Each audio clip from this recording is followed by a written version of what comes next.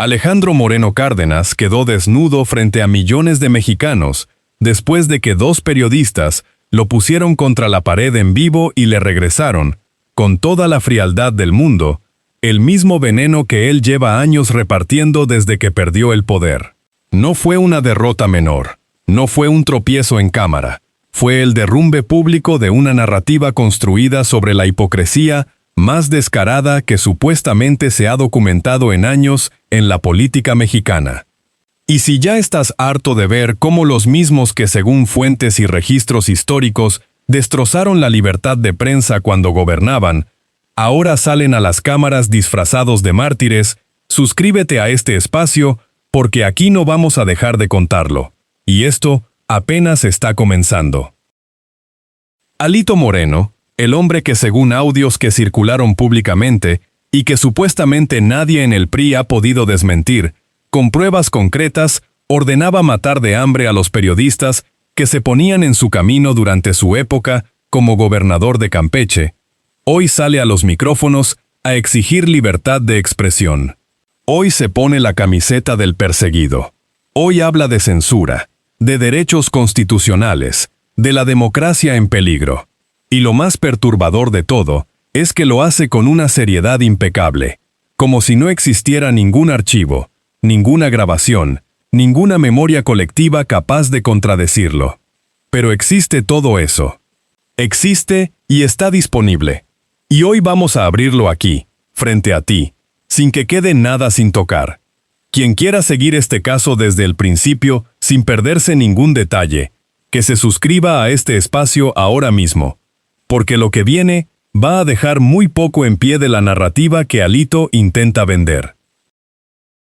Antes de entrar de lleno a lo que ocurrió en esa confrontación que ya está circulando por todas partes, hay algo que necesitas saber sobre el contexto, porque sin ese contexto, esta historia pierde la mitad de su peso y la otra mitad de su indignación. Alejandro Moreno Cárdenas lleva meses construyendo una narrativa muy específica, muy calculada, muy repetida, la del político valiente que se atreve a decir lo que nadie más dice, el hombre que señala con el dedo al poder y que por eso mismo es perseguido. Esa es la imagen que vende. Esa es la marca personal que intenta posicionar en cada aparición pública, en cada declaración, en cada publicación en redes sociales. Y para sostener esa imagen necesita un enemigo siempre disponible, un monstruo que justifique su cruzada y que le dé sentido a su presencia mediática. Ese monstruo tiene nombre. Lo llama narcopartido, lo llama narcodictadura, lo llama narcogobierno. La presidenta es narcopresidenta. Los gobernadores son narcogobernadores. Los periodistas que no les son favorables son narcoperiodistas y narcopropagandistas. Hasta los millones de ciudadanos que votan por Morena quedan incluidos en esa etiqueta, según la lógica que Alito Moreno maneja frente a las cámaras. 13 millones de militantes. Narcos todos, según él. Y aquí ya empieza el primer problema. Porque la palabra narco en este país no es un adjetivo de trinchera política. Tiene carne y tiene sangre.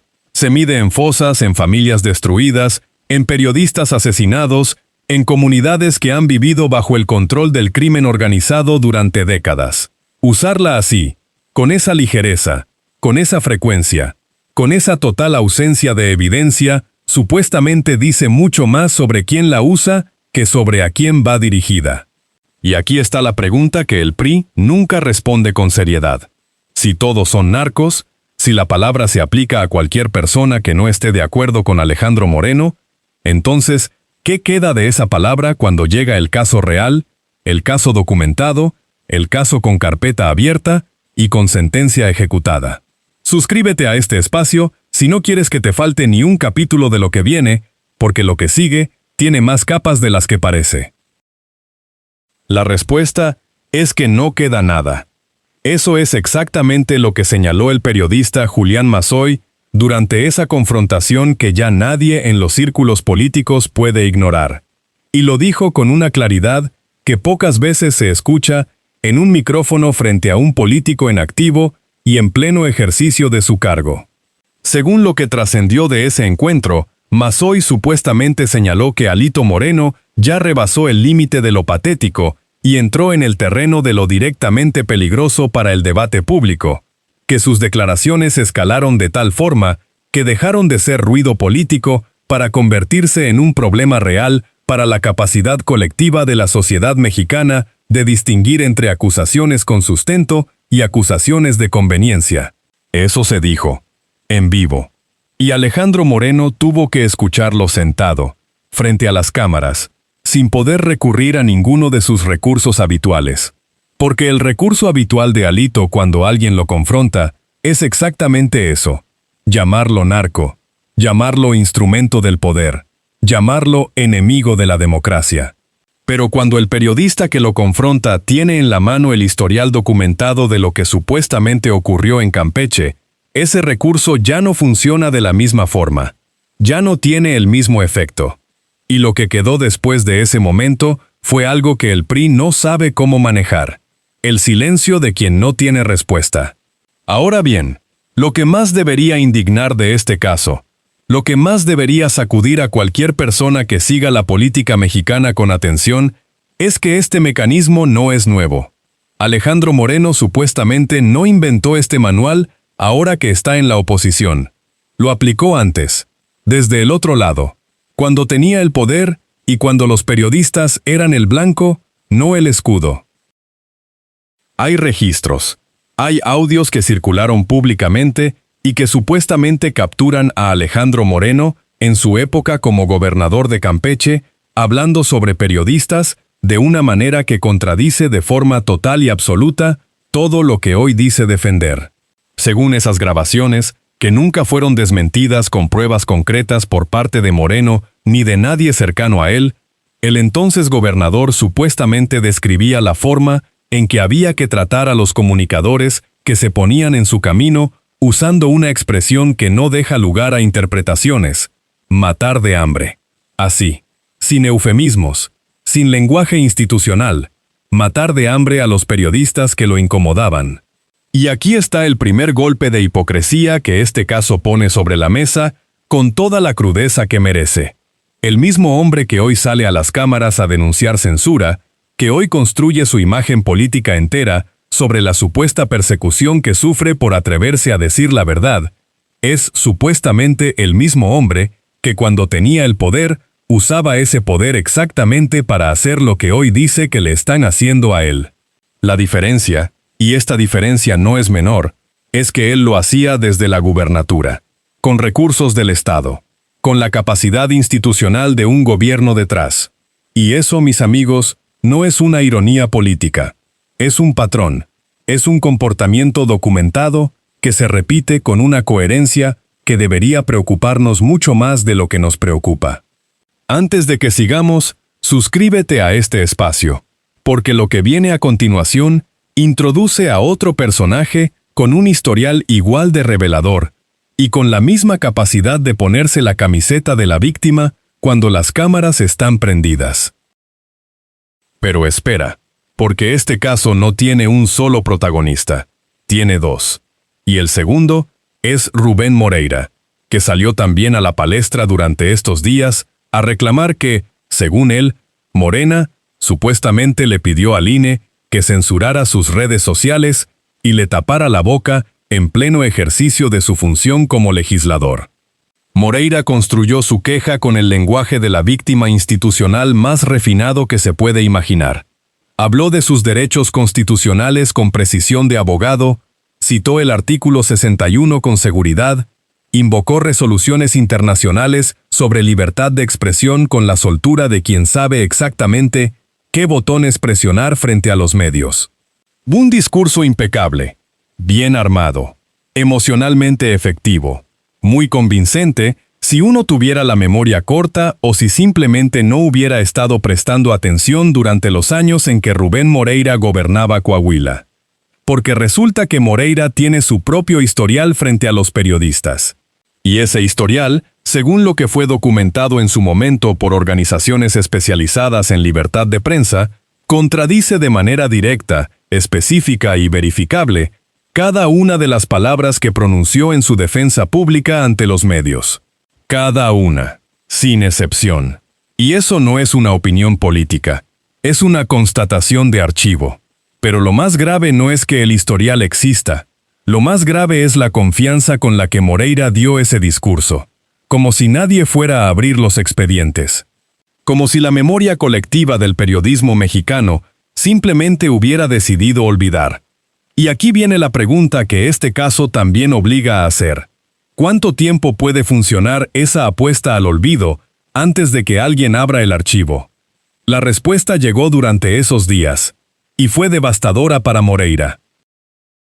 Según información que circuló públicamente y que fue documentada en su momento por organizaciones de alcance nacional e internacional especializadas en la protección de periodistas, durante el gobierno de Rubén Moreira en Coahuila, se registraron al menos 4 episodios que llamaron la atención de distintos organismos. Primero, según lo que trascendió en ese momento, periodistas que investigaban las operaciones de un grupo de armas y tácticas especiales, bajo el mando de su gobierno, supuestamente fueron amenazados e intimidados de forma sistemática, según lo que documentaron fuentes especializadas. Segundo, en noviembre de 2016, de acuerdo con los registros que circularon públicamente, agentes de la Procuraduría General de Justicia del Estado supuestamente golpearon a un reportero mientras ejercía su trabajo y le confiscaron todo el material que había recopilado en su cobertura. Tercero, el Comité de Protección de Periodistas denunció en mayo de 2016 el hostigamiento sistemático que, según esa organización, sufrieron periodistas de un diario regional bajo presión del gobierno estatal que encabezaba Moreira. Y cuarto, la organización Artículo 19 documentó supuestamente la estigmatización que el propio gobernador hacía desde su cargo contra comunicadores que cubrían su administración de forma crítica. Eso es lo que hay en el registro. Eso es lo que existe y está disponible.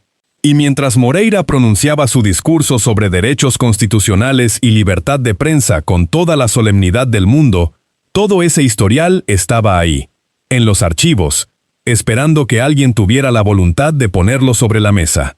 Y eso fue exactamente lo que ocurrió. Suscríbete a este espacio si quieres seguir viendo cómo se abren este tipo de expedientes, porque hay más, y aquí no vamos a dejar de abrirlos. Aquí está el segundo golpe de hipocresía, y este es todavía más revelador que el primero, porque no solo tiene que ver con la conducta personal de un político, sino con la lógica completa que sostiene el discurso del PRI en este momento histórico.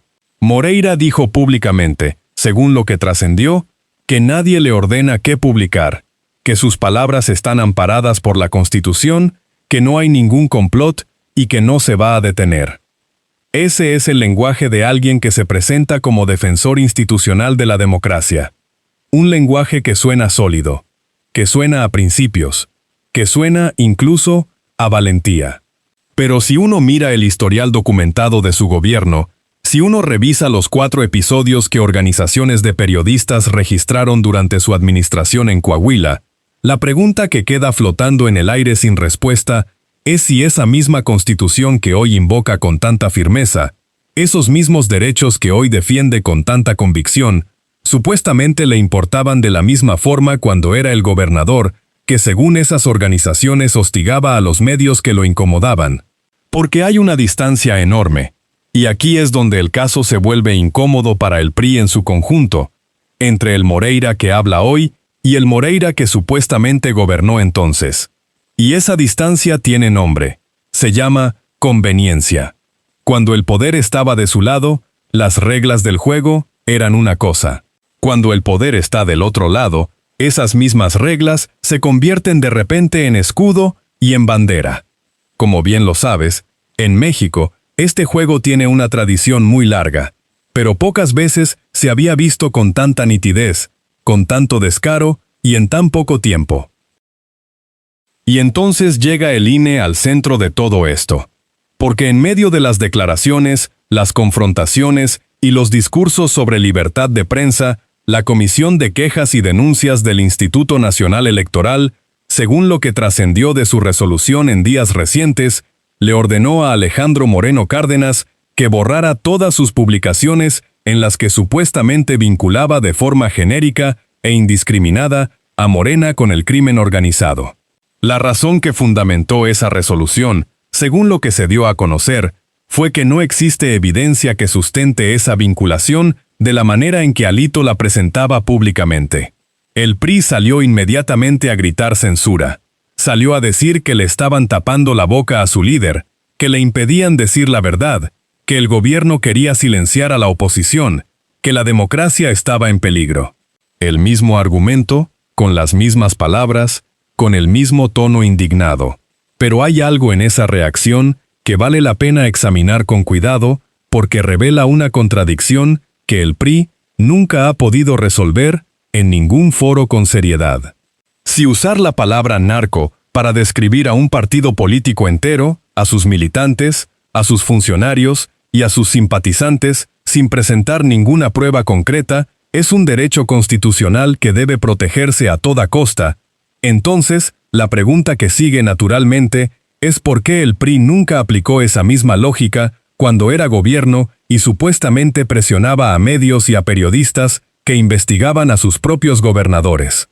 ¿Por qué la libertad de expresión solo se convierte en un valor sagrado e intocable cuando el PRI está en la oposición y quien habla es Alejandro Moreno? Esa pregunta, aquí lo vemos claro, lleva décadas sin respuesta. Y la razón por la que no tiene respuesta es la que ahora vamos a poner sobre la mesa. Y hay todavía más capas en este caso que no se pueden ignorar si uno quiere entender de verdad lo que está en juego. Porque esta historia no ocurre en el vacío. Ocurre en un país donde, según distintas organizaciones de defensa de la prensa, el periodismo sigue siendo una de las profesiones más peligrosas del mundo, donde supuestamente se registran año tras año asesinatos de comunicadores que en su mayoría quedan impunes, donde las condiciones estructurales para ejercer el periodismo de investigación son extremadamente difíciles, incluso sin que ningún gobernador tenga que dar ninguna orden explícita. Ocurre en ese contexto. Y cuando alguien con el historial que supuestamente tiene Alejandro Moreno Cárdenas se apropia del discurso de defensa de la libertad de prensa, lo que produce no es indignación política ordinaria. Produce algo más profundo y más peligroso. Produce confusión. Contamina el debate. Hace más difícil distinguir entre quien genuinamente defiende el periodismo y quien lo usa como escenografía cuando le conviene. Y esa confusión, mis amigos, no beneficia a los ciudadanos. No beneficia a los periodistas. No beneficia a nadie que necesite información confiable para entender lo que ocurre en este país. Supuestamente solo beneficia a quienes necesitan que el debate sea confuso para sobrevivir políticamente. Y eso nos lleva a la pregunta que este caso no puede evitar. ¿Quién gana realmente con esa confusión? Y mientras eso ocurre, mientras el PRI calcula cómo recuperar terreno narrativo después de estos días, los periodistas que se atrevieron a confrontar a Alito Moreno siguen ahí, con su historial sobre la mesa, con los registros abiertos, con la memoria de lo que supuestamente ocurrió en Campeche y en Coahuila, todavía circulando en los archivos de quienes cubrieron esos gobiernos y en las bases de datos de las organizaciones que documentaron esos episodios. La pregunta que queda después de todo esto no es si Alito Moreno tiene o no derecho legal a decir lo que dice. Esa discusión puede seguir en los tribunales y en las comisiones del INE todo el tiempo que sea necesario. La pregunta real es cuánto tiempo puede sostener alguien una narrativa de víctima cuando el archivo de sus propios actos dice exactamente lo contrario, con fechas, nombres y testimonios disponibles. Y la respuesta, como siempre en política, depende de cuántas personas tengan acceso a ese archivo, de cuántas personas recuerden, de cuántas personas se nieguen a olvidar lo que supuestamente ocurrió cuando estos mismos hombres tenían el poder en las manos. Mientras la hipocresía siga siendo la moneda con la que se cotiza la sobrevivencia política en este país, aquí vamos a seguir señalándola caso por caso, expediente por expediente, declaración por declaración. Suscríbete a este espacio si no quieres perderte el próximo que se quede sin máscara frente a las cámaras. Porque hay más, y esto no termina aquí. Nadie que haya gobernado con ese manual debería poder ponerse la camiseta de la víctima sin que alguien abra el archivo. Aquí no vamos a olvidar. Y esto no termina aquí.